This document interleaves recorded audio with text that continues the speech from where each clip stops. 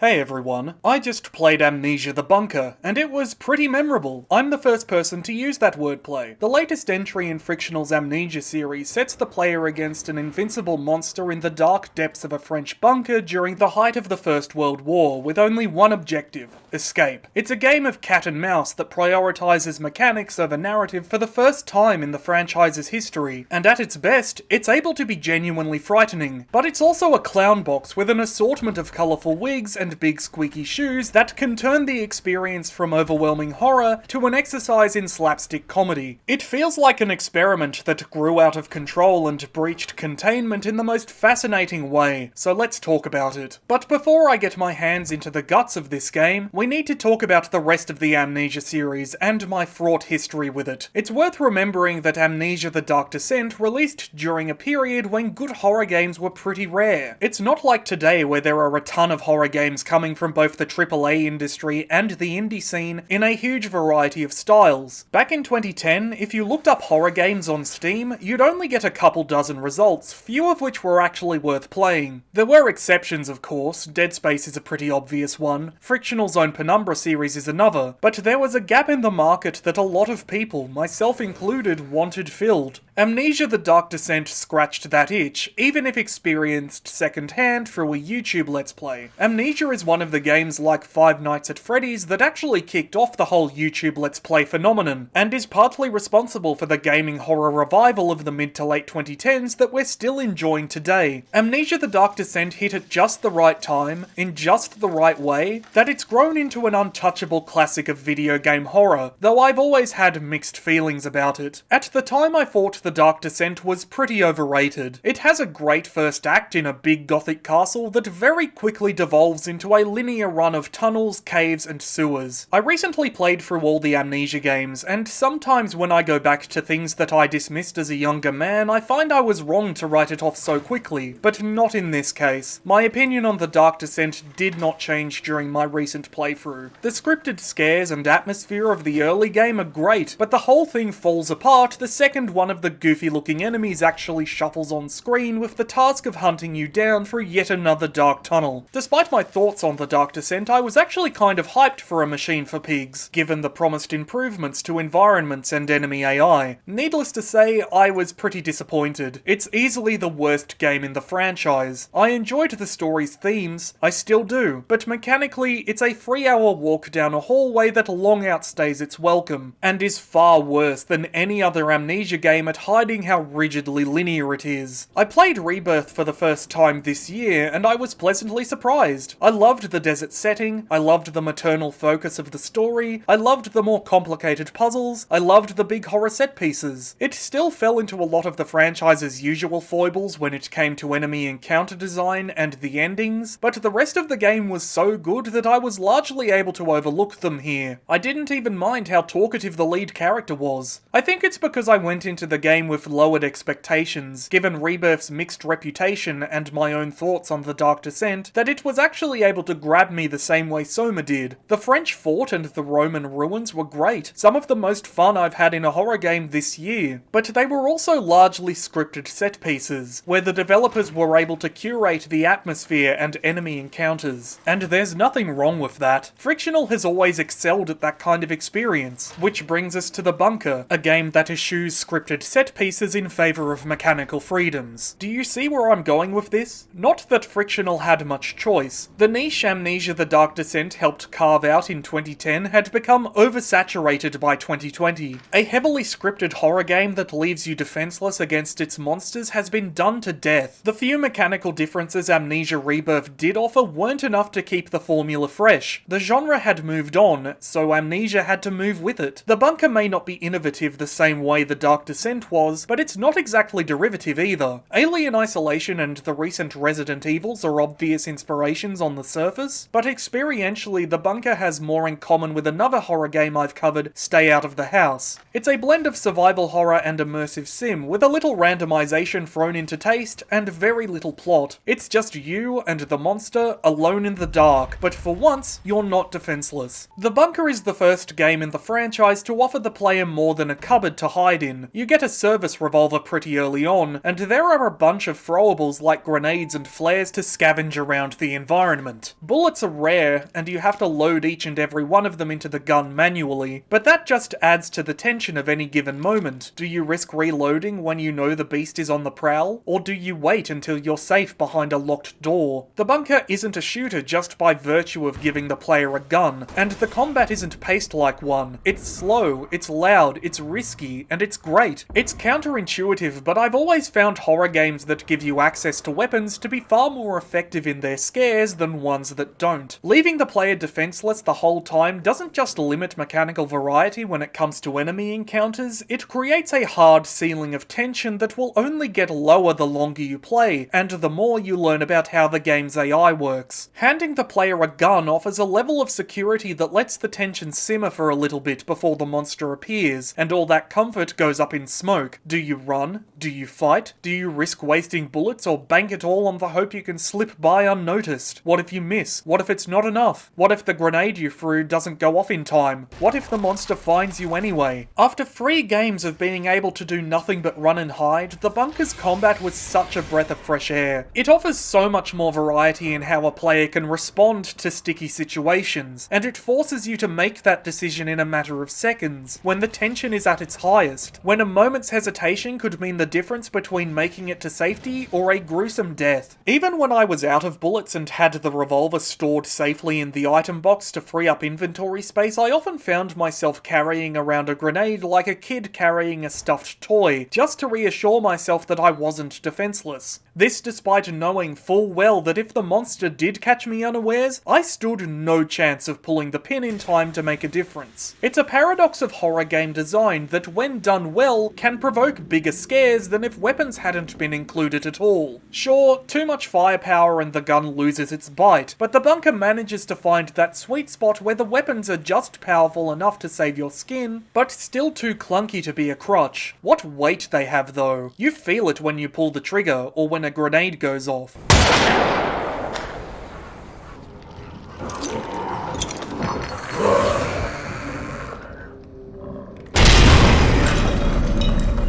It makes the effort you went to in scrounging all that ammo together all the sweeter, even if they don't do much more than slow the monster down. Even better, the weapons aren't just useful in combat. You can use grenades to blast open wooden doors, or bullets to shoot off padlocks. Pretty much everything in the game apart from healing items and special equipment has multiple uses, and you're encouraged to experiment to find them all. You can use the fuel cans littered around the bunker to keep the lights on, or fill up a bottle to make a petrol bomb, or just pour it out on the floor to start a fire or burn a body. There's even more fun stuff you can put together through the game's crafting system, but the main thing is you don't have to. The bunker is pretty accommodating when it comes to playstyles, whether you want to stomp around throwing doors open with reckless abandon, or sneak around like a little trench mouse making as little noise as possible. The only thing that's certain is at some point you will cross paths with the beast, every soldier's worst nightmare, a fucking rat. I hate the rats in this game, and not in the way the developers clearly intended. These things suck. They're not fun to deal with, they destroy the tension, they're poorly implemented, and if there wasn't an option to turn their bullshit down, or even off, then I'd say they ruined the game for me, which, you know, historically accurate. I don't think anyone who fought on the Western Front in the First World War came home thinking fondly of the fucking plague of trench rats they had to deal with on top of everything else, but that doesn't make them any less frustrating as a bit of the bunker's game design. These are some bad rats, man. It's not like you'll be crushed beneath a tide of vermin. The rats usually keep to their own little slices of the bunker, but they are very territorial. If there's an easily accessible corpse lying on the floor, then there's a good chance you'll find a bunch of the little shits camping the spot, though not always. They hiss if you get too close, which is rude enough.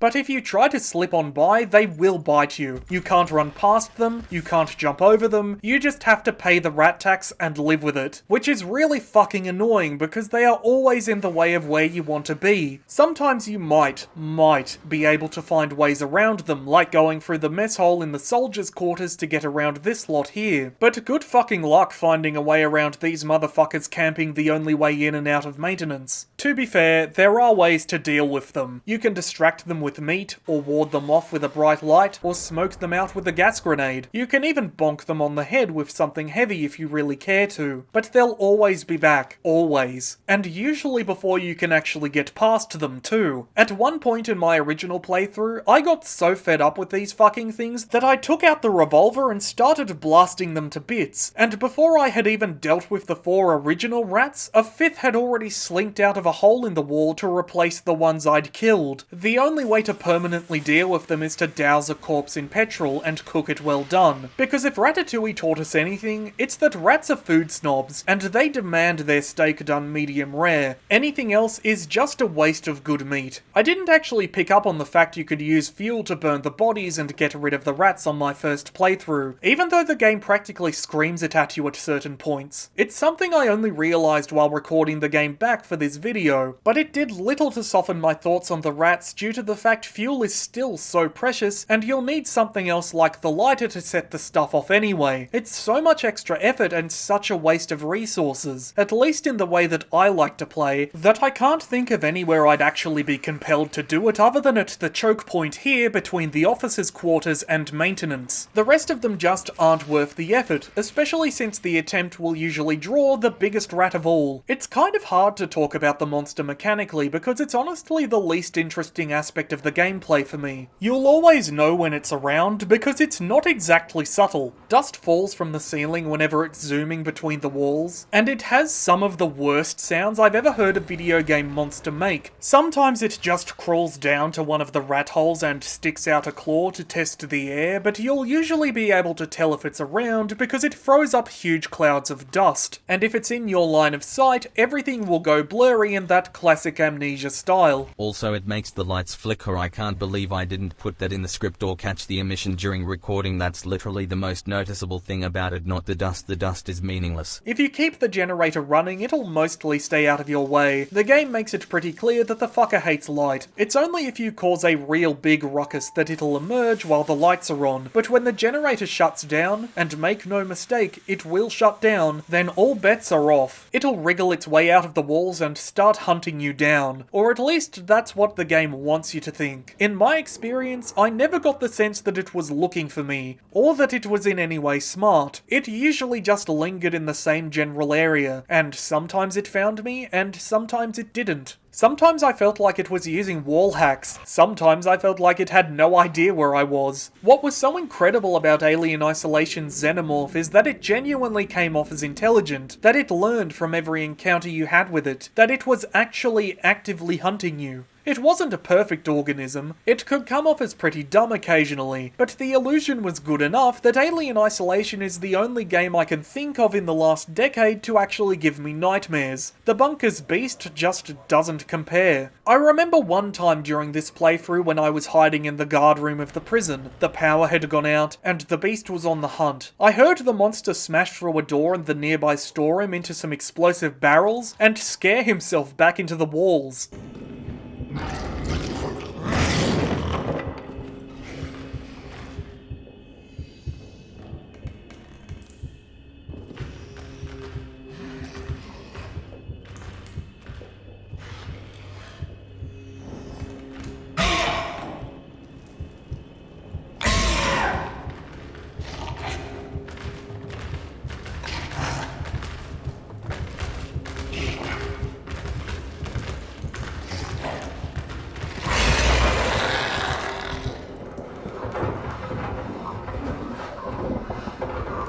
He was back before I could sneak out, but after a few moments he set off an explosive barrel again, and in his panic swooshed into the guard room with me, sprinted to the locked metal door, banged his head on it, then scrambled back the way he'd come to find another way back to safety.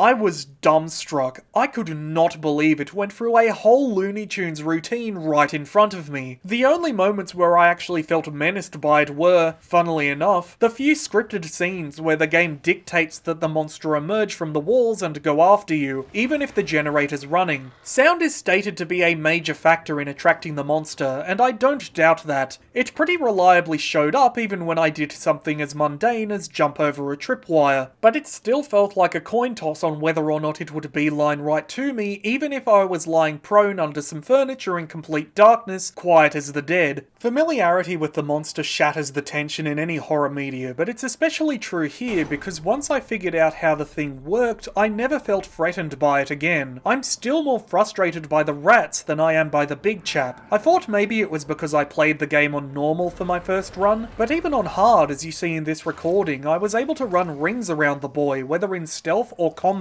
The bunker offers an absurd amount of difficulty options to cater the experience to your own liking, and I'm certain in amongst this list of sliders and checkboxes, there's a sweet spot to make the game as frightening an experience as Alien Isolation, even for a desensitized old bag like me. I love these difficulty options. I love that they explain how each option is set on one difficulty or another, how it lets you mix and match certain things between easy and hard and shell shock, the most challenging mode of all. I wish they were offered on a first run, but I understand why they're locked until New Game Plus, because they are quite spoilery. And for that reason I won't go through them all, but I will say any horror game that offers you the chance to experiment with permadeath is doing something right. I have nothing but respect for Frictional for taking the time to add all these extra difficulty and accessibility options in post-release. I'm honestly tempted to give the game another go on shell shock, or to crank up the monster's stats to max and see if it actually grows a brain cell. That said, I do wish they'd gone a little further with it. Exploration is the hill Frictional chose to excavate the bunker beneath, and to the game's credit, it does it really well. The bunker is divided into 5 sections: the soldiers' quarters, the prison, maintenance, the arsenal, and the officers' quarters, along with medical in the centre. Each of the sections varies in size and shape, and each of them has some sort of plot-relevant item or code to find in order to escape. Your ultimate goal is to get through the arsenal, where the bunker's store of dynamite is located, but it's a long and twisted path to reach it. The layout of the rooms never changes, but the locations of certain items and the codes to certain combination locks do, and their arrangement can be randomized even further through the difficulty options. So you can't just beeline to solutions you know are coming, you actually need to keep exploring. The plot-critical items and info aren't even the best reasons to go exploring. There's a bunch of fun side stuff to find too, like notes and dog tags. There's even a way to secure a theoretically unlimited supply of fuel if you take the time to pull all the pieces together. And that's not even the best thing you can find. The explorative loop of filling up the generator beneath the save room, then venturing out to scavenge all you can from another section of the bunker until your inventory's full, is very satisfying. It's a very incremental, one step at a time kind of game progression, but it does add up, and each run into the bunker does feel like a genuine expedition. It takes planning and thought. What items are you bringing with you? What weapons? How much fuel can you spare? How much time can you keep the lights on at all? Do you risk making noise to fill out more of the map or open a locked door? I always left the save room a little full of myself, ready for anything, because a fail state only meant the loss of a few seconds. But on the return trips, I could get damn near feral from the thought of losing everything I'd found, be it codes or items. Or sometimes I would get home giddy at having escaped a hairy situation where I'd accidentally set off a trap and drawn the monster's attention, or the power had gone out and I'd still made it back despite the darkness. Yeah, there are traps all over the bunker, but you do learn to look out for them over time. You can even loot them with the right equipment. Sure, losing a bunch of progress always sucks, but the bunker is just small enough that it never felt like an overwhelming setback. I'm not a big fan of time management mechanics in games. I've spoken before about how I've never been able to get into Dead Rising because of it, despite loving everything else about that title, but the bunker might be the exception. The disgustingly accurate torch made so much noise charging up and offered so little light once it was active that I usually left it to gather dust in the item box. I much preferred keeping the lights on through the generator, but that still doesn't last as long as you'd like. You're on a time limit, and you can always check this handy pocket watch to see just how little you've got left. It was always a challenge to complete an expedition before the generator ran out of fuel, and I think that sort of mechanic mechanic worked for me here because no content was actually lost by the lights going dead, plus there was no overall time limit to deal with, which I think is where the crux of my issue with such mechanics lies. Exploring the bunker showed the game at its best, and like I said, I wish it had been taken further. Each section of the bunker is connected to the officers' quarters, but never to each other. It would have been cool to find shortcuts between maintenance and the arsenal, or the prison and the soldiers' quarters, or better yet, it would have been great to have the layout completely randomized between playthroughs, keep the officers' quarters the same in the center of things, and keep the layout of each individual section, but change the arrangement to increase replayability. I almost get the vibe that was the original plan, since there are a bunch of tunnels that go nowhere right outside the save room, like they were originally meant to act as entries and exits for a different arrangement of the bunker's layout. I don't know, it might be asking too much.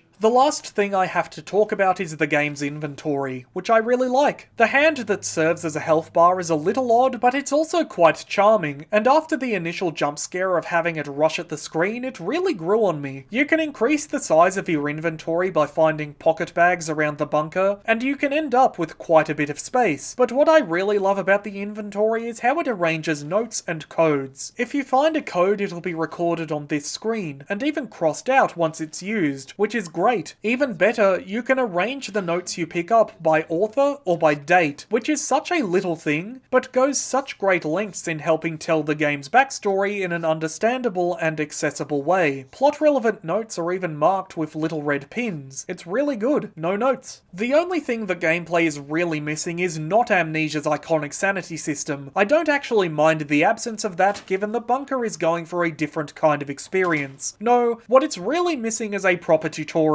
I really love the game's opening set in the trenches, but it does a clunky job of teaching the mechanics to the player. It's meant to be this breakneck action set piece, to literally throw you into the middle of the war, but every so often it'll just stop dead in its tracks to smack you with a tooltip. After getting through the last 3 Amnesia games in quick succession, I understood the bunker wanted me to pick up this brick, but I completely get why someone who hadn't might not. I'm not surprised that Frictional added in a separate tutorial map akin to Croft Manor where you can fuck about with the game's weapons and equipment, though I'm also not surprised they locked it behind a completed run, because it does spoil a lot of what you can find. I'm not really sure how you could reconcile that. Maybe lock the spoilery stuff behind a door and only reveal the location of the key at the endgame stats screen? I don't know. Anyway, moving on. One thing that constantly impressed me was the game's presentation. The titular bunker looks great. It's got an atmosphere that threads the needle between something oppressive, something claustrophobic, and something homely and comforting. It's a place built out of desperation. It's dark, it's dirty, it's awful. And that's all before you add in the monster. These places were hellholes, but they were also the only respite a soldier might get during a battle. The layout is haphazard in a way that feels realistic. If the officers needed a new storeroom or dorm area, they just dug a new tunnel and added it to the map. There's a clear distinction between the places soldiers were meant to regularly go, like their bunks or the mess halls, and the areas built as part of the war effort like the arsenal and the prison. No propaganda or flags hung in those parts of the bunker, just rough-cut walls and piles of supplies. After playing all the Amnesia games back to back to back, I was so fucking sick of running from monsters through bland underground tunnels. But the bunker injects so much personality into all of its subfloors that I never found myself bored this time around. That's right, it actually managed to make dark tunnels interesting. The graphics may not be cutting edge, but they don't have to be. The visual design carries the game home anyway. Frictional has a very distinct style that prioritizes only sort of getting a good look at things, to let your mind fill in the horrible details. And that works just as well for instances of extreme gore and interesting level design as it does for keeping the monster a mystery. There's a lot of focus on light in gameplay, but even when you've got the generator running, there are parts of the bunker that remain in darkness, and things like the wind-up torch only reveal so much. The lighting system overall is great. It gives everything a shadow, and adds so much to the atmosphere. but the fact it's reactive is the icing on the cake. You can shoot out light bulbs. You can even accidentally blow them up with explosives if you're not careful. The red emergency lights only come on when the generator powers off, and if you venture into an area of the bunker where there are no lights at all, you might as well be playing with your eyes closed. The bunker just feels like a different space when the lights are off, even when you're somewhere safe from the monster. I once got stuck walking back and forth between the lockers in the storeroom because of that. If there's any part of the lighting system that doesn't really stand up, it's the fire. It just doesn't look like it's really there. It comes off like a poorly done special effect. The character models are a bit scuffed too, but that's been true of every Amnesia game. That's why they're usually kept far away from the player, or obscured by visual effects, or just don't have faces. And it is the faces that are the problem. On Re, the player character looks fine, the general movement animations are smooth and satisfying, and the corpses littered around the bunker are wonderfully grotesque. It's just in the one or two moments where the game lets you get in close to an NPC's face that the uncanny valley sets in, though it happened pretty rarely, so it's not a huge problem, only a memorable one.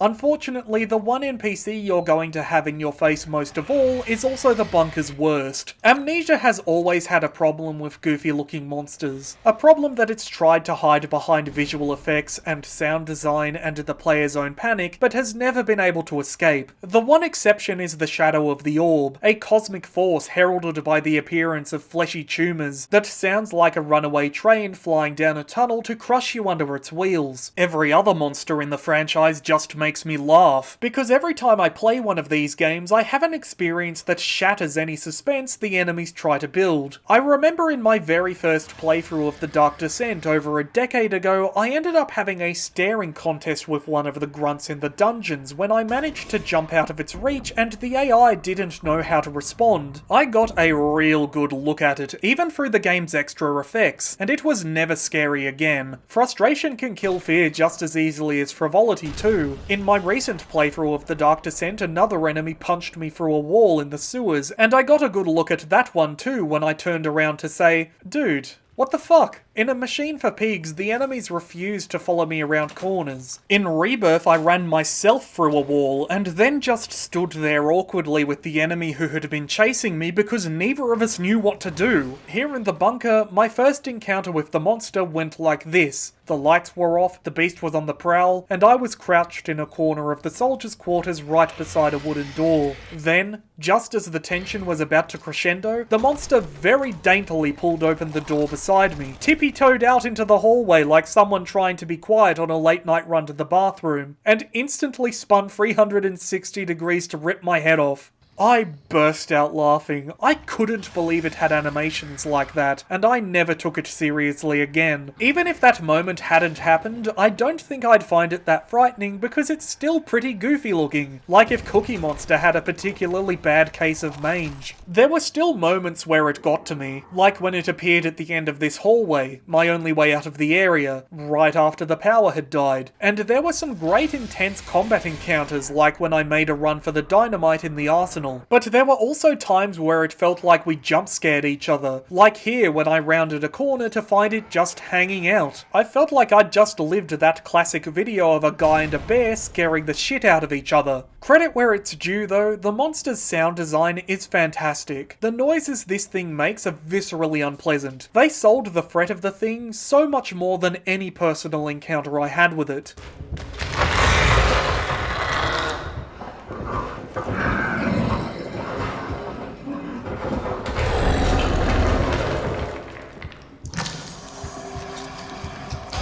Even listening to it while editing makes my skin crawl. The sound design is stellar overall. Frictional know how to create an atmosphere through audio, and The Bunker might be the best they've ever done.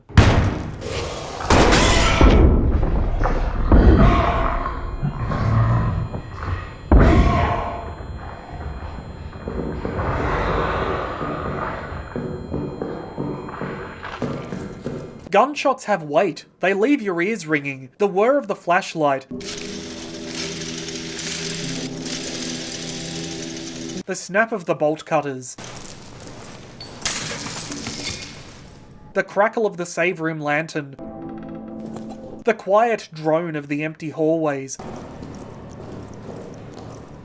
The nibbling of the rats.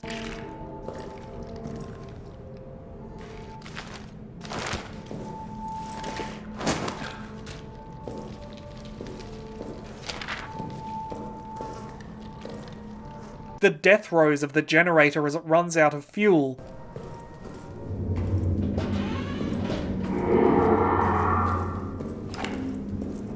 It's all perfect. The only issue I had was with the mixing. It always sounded like the monster was right on top of me regardless of where it actually was, so it was hard to keep track of it when it wasn't inside the walls.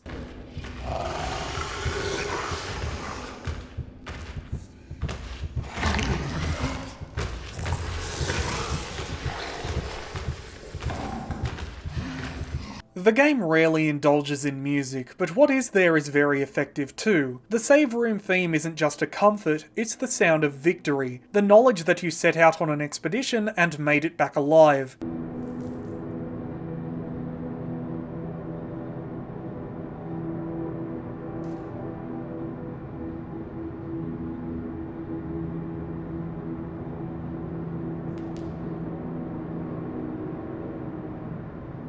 And the track that plays whenever the monster catches sight of you sounds like distant screaming.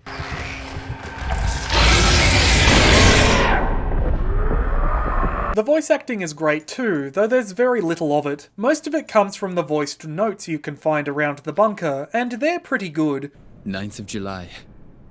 I do not know the time, but dusk has fallen and still, of course, no word. But the real standout examples are the moments when you actually encounter other people, rare as that is. We're trapped down here. The rat fucking officers ran and blew the exit behind them. I can't walk. My leg.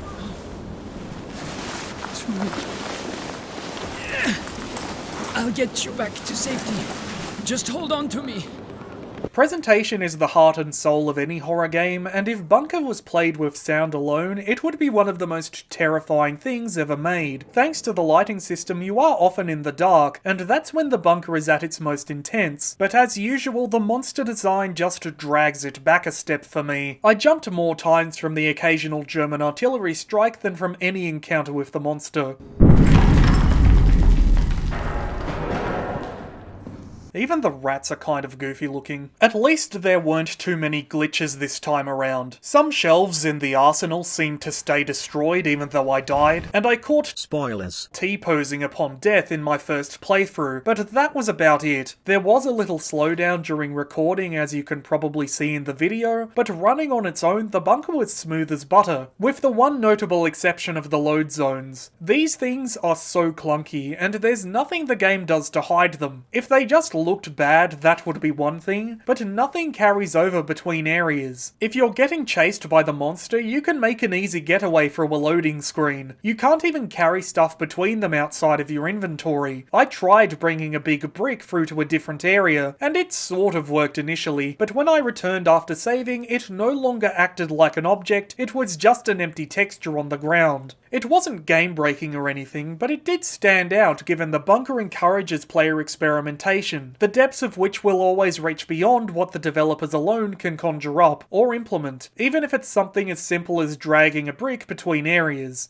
At least the story was good, though it's also pretty bare bones. Most of the plot has already happened by the time the game really begins. The monster's early attacks on the bunker and the ensuing chaos are told to the player through notes left around the place, and given Frictional's pedigree, it's pretty damn good. The bunker might not be the first game to justify its puzzle solutions through lore and backstory, but it might be one of the best to do it naturally. There was never a moment where I read through a note explaining why the Springle Spronger is locked in the baguette hole and thought, that doesn't make sense. Most of the supplies were used up by other soldiers when everything went to shit, and what little hasn't was locked up tight by the officers to keep discipline, just as part of wartime procedure. There are some fun little mini-stories to follow regarding certain soldiers, but what I like most is the progression of the bunker's collapse. At first, the officers think it's sabotage, or German spies, just a part of the war, and the measures they take to deal with it end up playing right into the monster's violence. It's great. I also really love the setting. thing. The First World War is horrific enough on its own, which might be why there are so few horror stories set during the period compared to World War II. And The Bunker makes the absolute most of that. The constant artillery, the rats, the darkness, the mud, the French, that's all present even before the monster makes itself known. It's a great juxtaposition too. You're trapped between the supernatural monsters prowling the bunker and the horrors of war outside on the surface. Escaping one just means putting yourself at risk of the other. There are moments in earlier Amnesia games where you're forced to wander through the dark halls of an abandoned building, and occasionally you'll come to a patch of sunlight shining bright through old shutters. It makes you feel so close to safety, but it's always just out of reach, only adding to the isolation. And the same is true of the bunker in places like the pillbox, right up until a German sniper tries to 360 no-scope your head off. You feel alone down in the tunnels with the monster, but you're not. Yours is just one horror story going on among thousands. I cracked a joke about France a moment ago, but I do really like that the bunker focuses on the French. In the few First World War horror stories I've come across, the heroes have always been British or a wayward American, and it was nice to get a break from that. Amnesia has always turned its gaze to places or periods that are underrepresented in horror, and I'm happy Frictional found a way to continue that here. Unfortunately, the game stumbles a bit early on. It has 3 opening scenes that don't really fit together. It begins by throwing the player into the trenches in an action set piece that is so unlike the beginning of any other Amnesia game. There's no build-up. It's right there in your face showing off the horrors of the First World War. It even includes a gunfight with some German soldiers. It establishes a baseline of tension and intensity, and it introduces Henri, the player character, and Lambert, his very good friend. But then once it's over, suddenly you're just in no man's land, and Lambert is at the bottom of this weird blurry crater, and you go rescue him before getting blasted out of your boots by German artillery fire. And then, at last, you wake up days later in the bunker having missed the chaos of the monster's initial attack, at which point the game truly begins, and the story takes a backseat until the ending. The second opening makes much more sense when given context by one of the notes you can find. It's almost like it was meant to be a flashback. The scene also explains why Henri has amnesia. For the first time in the series, it's just a mundane case of head trauma. Henri's memory loss is so inconsequential to the plot that the Amnesia title might as well not be there. But the second opening doesn't fit well between the trench run and waking up in the bunker. And to explain why, I'm going to need to get into spoilers. Not just for the bunker, but for Amnesia Rebirth and the series overall too. So if you don't want to learn the game's dark secrets, go to here.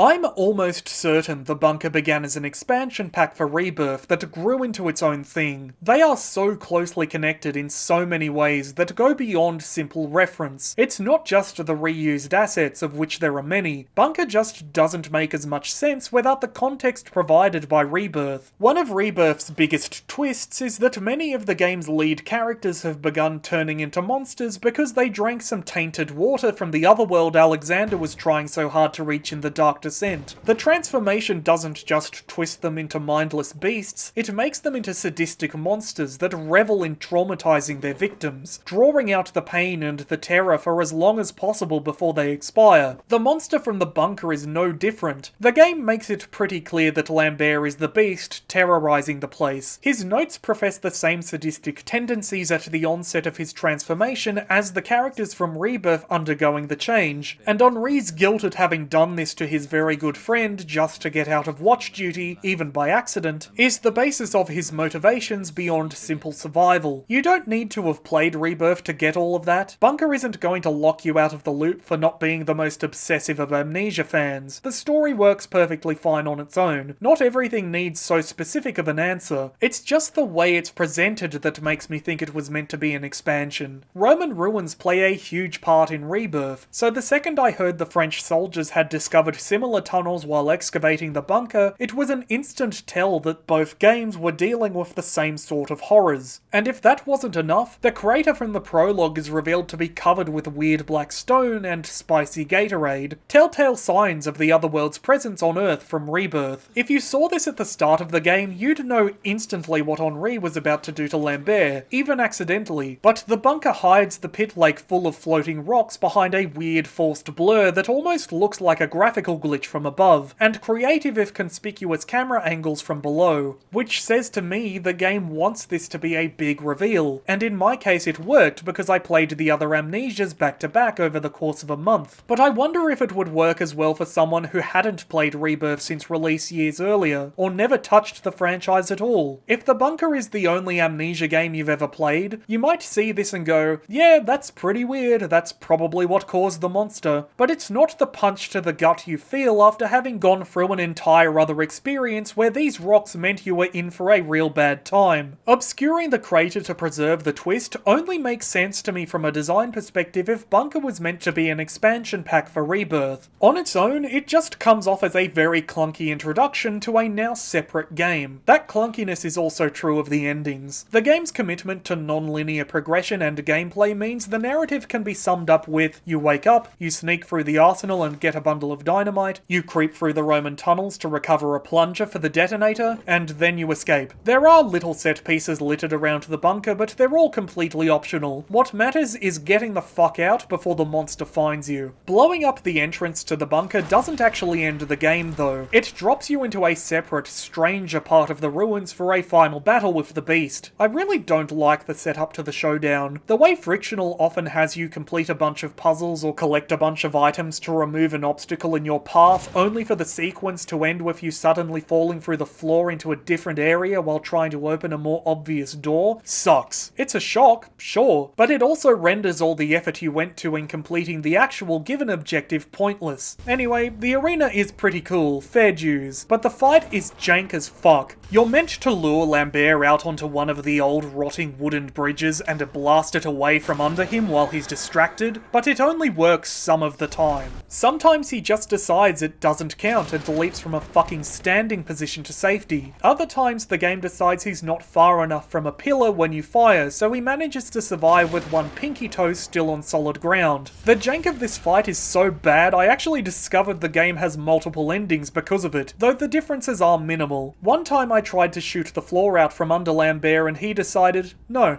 I don't think so. But then fell off anyway, only the game didn't count it for some reason. There was none of the usual screaming or shaking when he falls.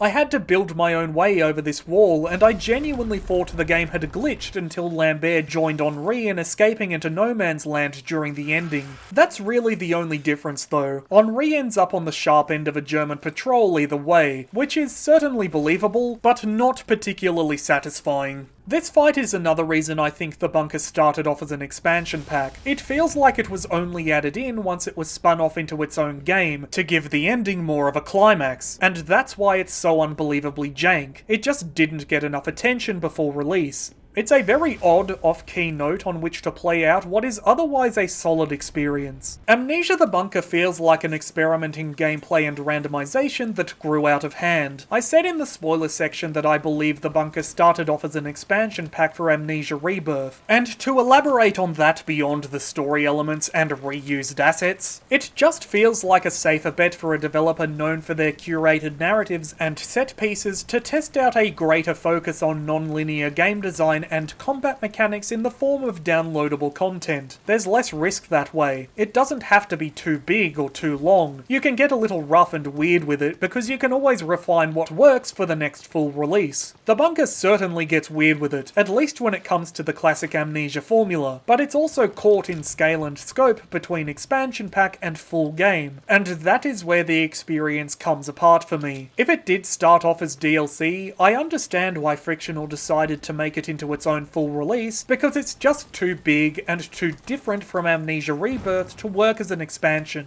It makes more sense as a standalone title, but at the same time the bunker feels rough and restrained in ways that experimental DLCs and expansion packs often do. The combat is solid, but the enemy AI is jank. The randomization and non-linear progression is great, but until the 2023 Halloween update didn't feel very fleshed out, and in my opinion could be taken even further. The story is interesting, but relies too much on context from Amnesia Rebirth to stand on its own. Playing Amnesia the Bunker again on hard mode for this video did give me a much greater appreciation for the game than my first run on normal, but it's still missing something, some spark, that elevates it from fun to fantastic. As a horror experience, Amnesia the Bunker left me wanting, but as an experiment in gameplay, I think it was a rousing success. If this is what Frictional is capable of on a first attempt after a decade of linear narrative-focused titles, I can't wait to see what they do next. I just hope they don't forget the lessons learned here in the bunker. And that's the video. If you enjoyed it, please like and subscribe if you haven't already. Share it around because YouTube sure won't, and let me know what you think down in the comments. The next video is going to be a big one, look out for that in June. I'll see you then. Thanks for watching.